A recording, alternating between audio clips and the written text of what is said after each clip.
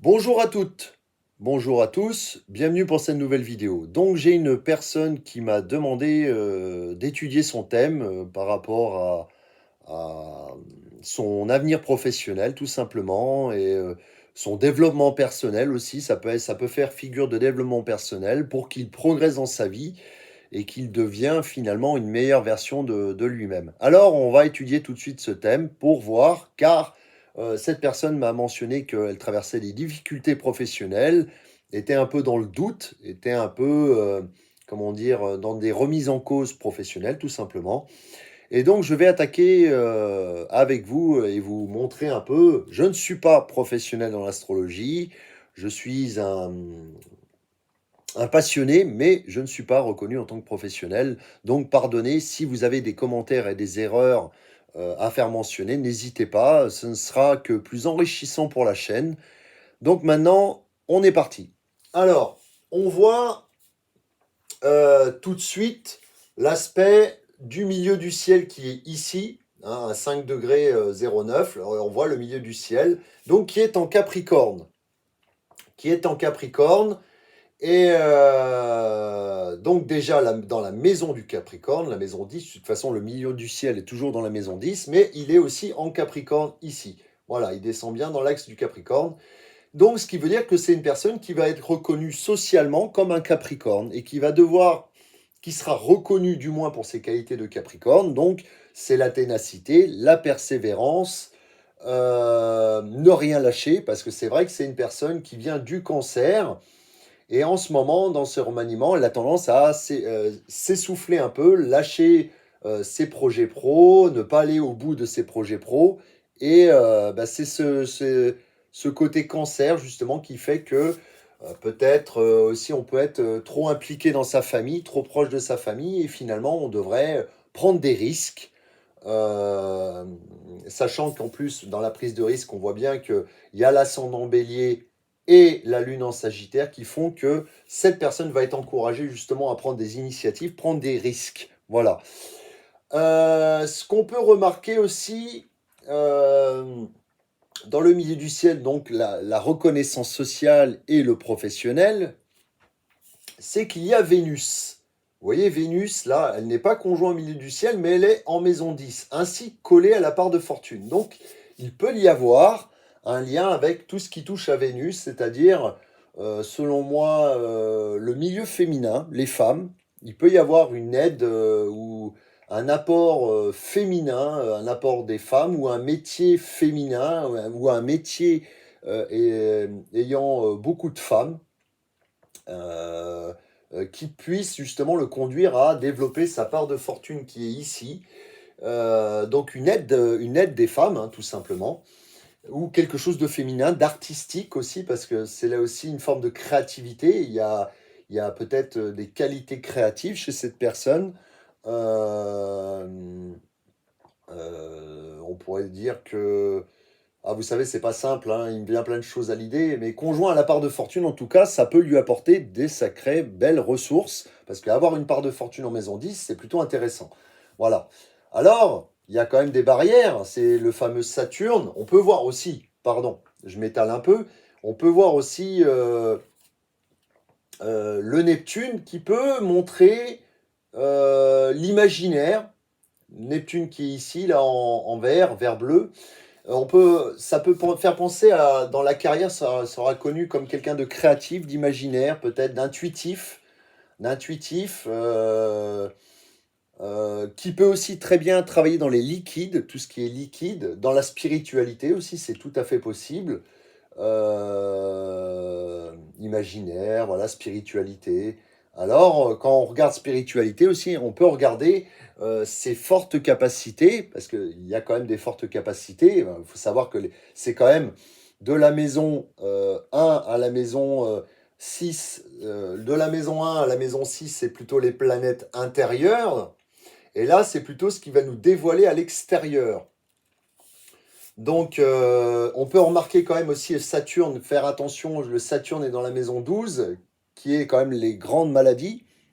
Vous voyez, Saturne, la planète rouge, qui est quand même dans la maison des grandes maladies. Donc, ça peut être des hôpitaux, des enfermements et tout ça, mais aussi des grandes maladies. Moi, je vois plus des grandes maladies pour cette personne. Attention à tout ce qui est ossature.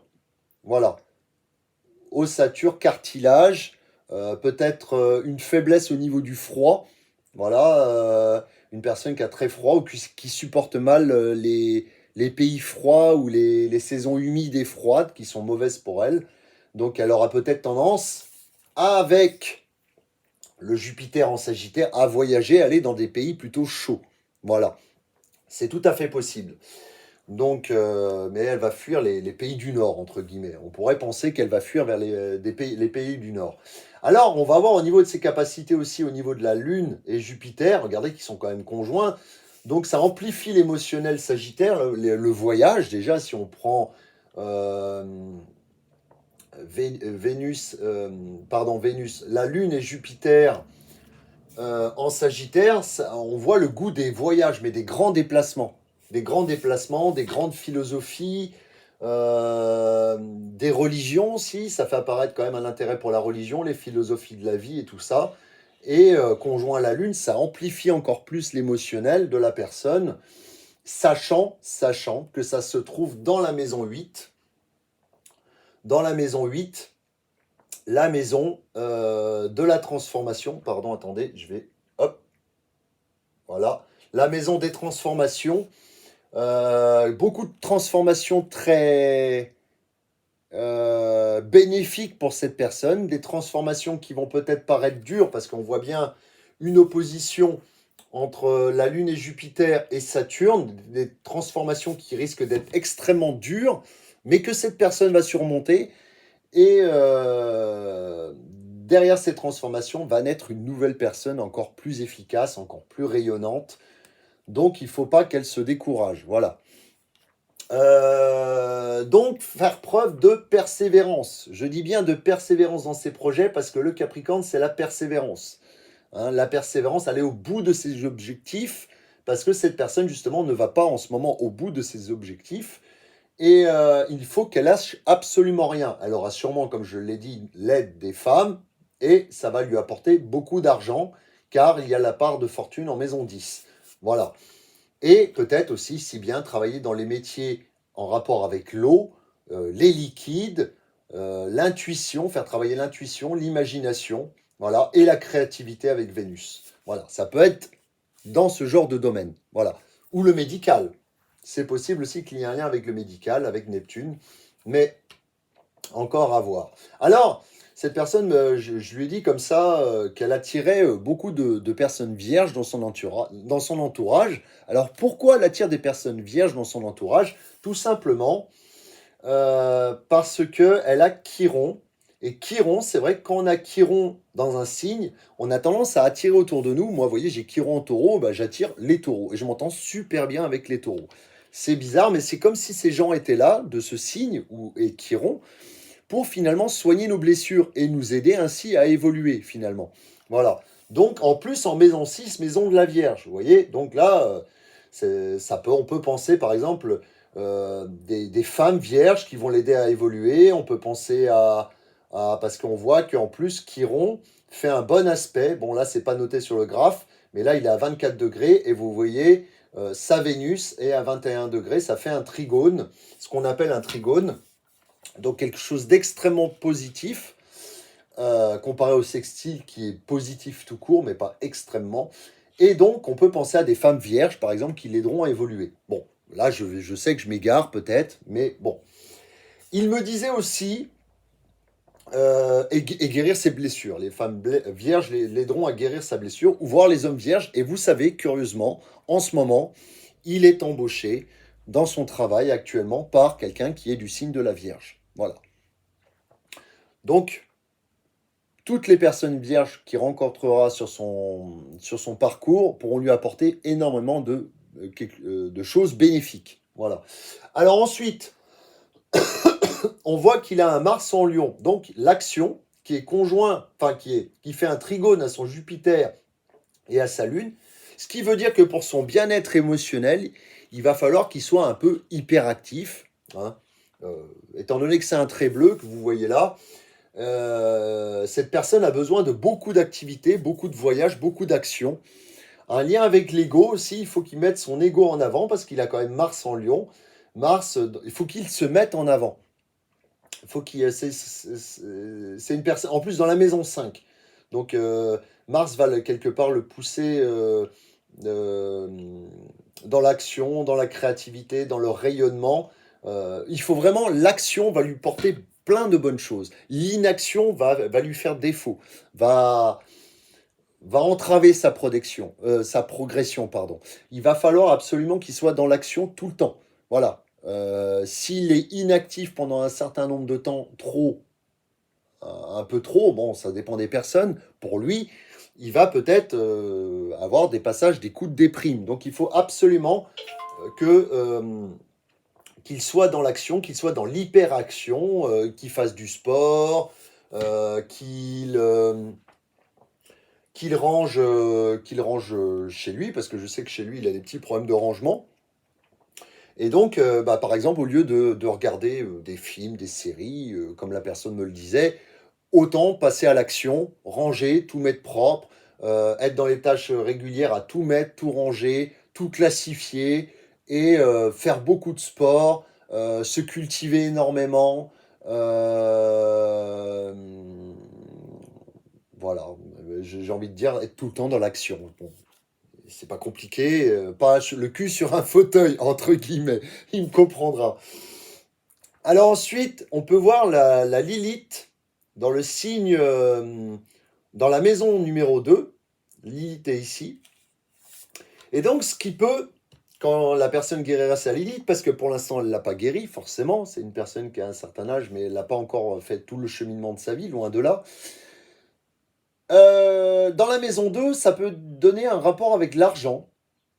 L'argent, peut-être une personne qui se sous-estime physiquement aussi, possible. Il y a des possibilités là-dedans parce que Lilith, c'est les côtés négatifs, quelque part, ça amplifie les côtés négatifs de la maison et du signe concerné. Et alors qu'en fait, c'est une personne qui, justement, en guérissant sa Lilith, elle ne devrait plus avoir peur, parce que c'est une personne qui a peur d'acquérir des biens matériels, peut-être, qui ne se sent pas à la hauteur d'acquérir des biens matériels, d'acquérir des biens financiers, qui a des craintes, qui a un rapport avec ça qui est compliqué, et peut-être peur de la pauvreté aussi.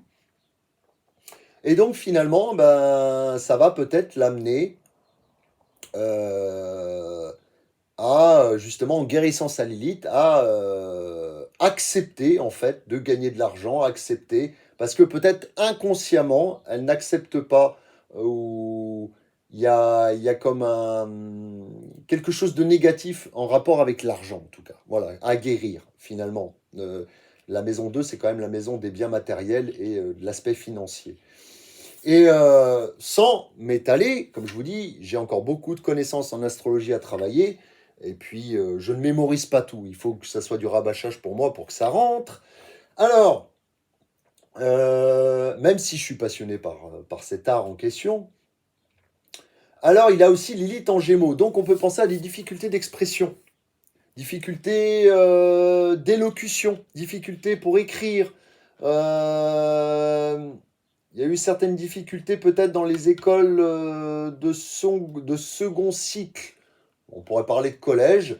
Et donc, il y a des difficultés d'élocution. Mais si cette personne guérit cette Lilith, ça va être un grand orateur. Ça peut devenir quelqu'un de grand au niveau narratif, au niveau de l'écrit, au niveau de un grand orateur, tout simplement. Mais pour l'instant, voilà, il y a encore du travail pour guérir cette Lilith.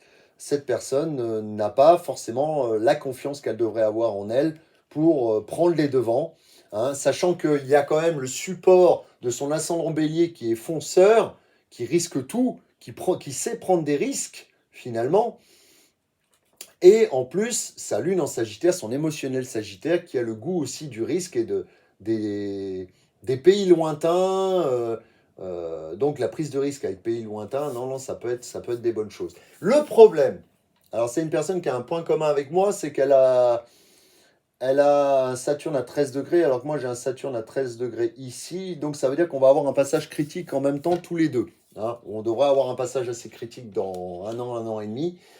Euh, cette personne va à 28 ans, donc à partir de ses 28 ans et demi, 29, 30 ans, là, il va y avoir quelque chose, il va y avoir un retour de Saturne pour cette personne. Et oui, les fameux 30 ans et les fameux 60 ans, les retours de Saturne sont extrêmement violents, mais extrêmement transformateurs. Voilà, il ne faut pas avoir peur de, quelque part, traverser une période extrêmement sombre parce que derrière, il y a un trésor. Derrière chaque période, et ça je le dis à tout le monde, derrière, il faut s'accrocher. Derrière chaque période extrêmement difficile où on est au fond du fond, du fond, du fond, il y a un trésor caché derrière cette période sombre, une transformation. Parce que quand on parle de transformation, on est quand même dans la maison 8. La maison, voilà, Jupiter facilite ces transformations. La transformation est bénéfique pour la personne. Cette transformation, et Pluton aussi est en maison 8. Pluton est dans sa maison. Donc, ce qui augmente encore les capacités de transformation. Et on pourrait même dire, sachant qu'en plus c'est du signe solaire du Poisson, on pourrait même aller jusqu'à dire que des transformations vont être extrêmement violentes, mais vont, quelque part, c'est une refonte totale de la personnalité. On pourrait presque dire que c'est une refonte totale extrêmement violente de la personnalité, mais qui va rayonner extrêmement puissamment derrière. Voilà. C'est-à-dire que plus le travail de fond, de transformation est long et dur, plus derrière le rayonnement, quand la personne va renaître, finalement, tel un phénix, va rendre l'individu finalement flamboyant, rayonnant. On pourrait toucher à quelque chose d'exceptionnel aussi pour certaines personnes. Voilà, on peut pas savoir. Hein. Vous savez, je suis pas exceptionnellement, enfin, je suis pas très devin dans l'histoire, mais on voit déjà des signes caractéristiques qui nous indiquent que il y a il y a quand même de grandes capacités chez cette personne, parce qu'il faut savoir que tous les aspects au milieu du ciel donnent des capacités et comment les gens nous voient et les aides que ça nous apporte et où est la fortune. La fortune est dans la carrière. Il faut bien le voir. C'est quand même qu'on voit qu'il faut. Donc je dis à cette personne finalement, va voir toutes les qualités du Capricorne et travaille-les. Voilà, je peux en donner certaines. Va voir sur YouTube toutes les qualités, étudie le signe du Capricorne et transforme-toi en Capricorne finalement. Parce que quand on voit que cette personne, on pourrait parler de persévérance, d'aller jusqu'au bout de ses objectifs, je lui ai même dit qu'elle pouvait habiter dans des immeubles en hauteur. À la plus haute, c'est vrai que les Capricornes ont tendance à être un peu la chèvre qui se surélève, qui regarde d'en haut, ou alors d'habiter dans les montagnes, en altitude dans les montagnes, ou alors d'habiter, vous savez, dans les buildings là, américains, tout ça, ou les grands immeubles hein, parisiens, par exemple, dans le dernier étage, quoi, de façon à avoir une vue d'ensemble. Voilà, on peut voir cette personne dans ces choses-là, voilà, dans ces bâtiments-là. Donc c'est peut-être une personne justement qui va engranger énormément d'argent. Cependant, il ne faut pas oublier la transformation. Hein. Ce qui veut dire que il peut y avoir. Ah oui, mais c'est vrai que j'avais fait un petit décalage. Un petit décalage parce que normalement j'avais mis Uranus en maison 10, mais Uranus finalement est en maison 11. Donc elle est très bien dans sa maison. Et Mercure en Verseau, donc c'est quelqu'un qui s'exprime de manière originale aussi, il faut le dire. Donc et il faut cultiver son originalité. Voilà, ne pas avoir peur. Je pense que j'ai parlé de Saturne. Je ne sais plus. Je ne sais plus si j'ai parlé de Saturne qui disait qu'il allait avoir justement des problèmes. Je me répète au cas où je ne l'ai pas dit. Hein, vous savez, des fois je me perds un peu. Saturne, faire attention aux problèmes d'ossature de cartilage, de sensation de froid et d'humidité. Difficulté à gérer le froid et l'humidité, justement. Donc, ce qui pourra faire penser que cette personne partira dans des milieux, par Jupiter en Sagittaire, dans des milieux lointains, dans des pays chauds. Voilà. Un lien avec l'étranger aussi, Jupiter. Hein, les grandes philosophies, mais aussi l'étranger. Voilà, les personnes étrangères pourront lui apporter de la chance, finalement. Peut-être le commerce avec l'étranger. Euh, donc, je regarde si je vois autre chose. Je crois avoir fait le tour pour ce qui concerne son aspect professionnel. Ouais, ouais, je pense que j'ai tout dit. Voilà, je vous remercie de m'avoir écouté, d'avoir pris, d'avoir porté attention à cette vidéo finalement, et je vous dis à bientôt pour une prochaine vidéo. Au revoir.